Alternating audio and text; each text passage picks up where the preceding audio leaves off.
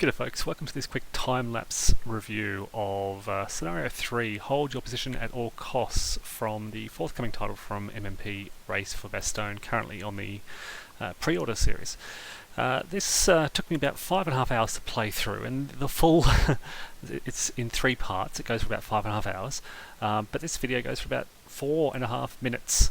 And you can see here, what the Germans have to do is clear a road with no American units or American fire zones from their 2 bridges in the east across the Our River to one of the bridges across the Clerf River. And the Clerf River is that sort of light blue stream down the middle of the map.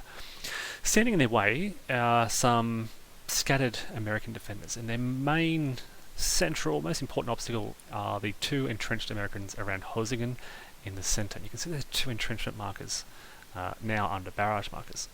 So the Germans put a lot of effort here, and they have 2 formations, the 77th Grenadier Regiment in green bands and the 39th Fusilier Regiment with the dark red bands, trying to clear out those defenders. Now early on the Germans send some of the 39th Fusiliers a bit beyond this point to try and clear out some of the more advanced, or some of the more forward or rear American defenders. The southern entrenched American in Hosingen falls first, and then a lot of pressure is placed on that northern defender in the town itself, which is an engineer company.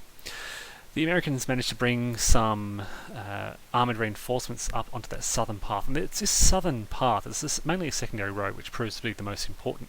Further to the north, you can see the 2nd Panzer Army and one of their Kampfgruppen, Chacon, with what's called an assault force, trying to clear the Americans out of Marnik.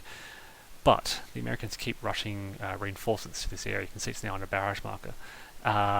So the Germans tried the same tactic. They tried to send some of their pioneers onto Clairvaux to try to clear out the defenders in that town. But they have their main success down the south. You can see this breakthrough from the 39th Fusiliers. They managed to eliminate an American armoured unit that has rushed on. Standing in their way is just an anti-tank gun situated just to the northwest of their most advanced positions. Now, this AT gun can fire on them as they attempt to advance, so it's always important to place these barrage markers down first. Throughout this period, there's a wave after wave of German reinforcements coming on, some heavily armoured panzer units. You can see 39th Fusiliers fanning out. They not only need to clear this bridge across the Clerf River, they need to prevent the Americans from interdicting their road. And so they're fanning out, blocking the bridge further to the north, fanning it to the south, blocking that American company to the south, all the while more reinforcements coming on. It's at this point that a brave American company tries to interdict that road kind of in the centre. You can see these 39th Fusilier Regiment companies rushing to block them. There's also some attacks down the south from that company, and some more German infantry reinforcements arriving from the north, just a few scattered units. This is where the bulk of these, their 2nd Panzer and Panzerlehr reinforcements are coming on. And this is where, as a relatively inexperienced player, I'm suffering from traffic jams. There are very narrow paths through this area, and a lot of these units struggle to get through. At this point, it's the critical point here. The Germans managed to suppress that AT gun down the southwest, and then they launched an assault to very, very narrowly eliminate that AT gun. Eliminating the AT gun clears that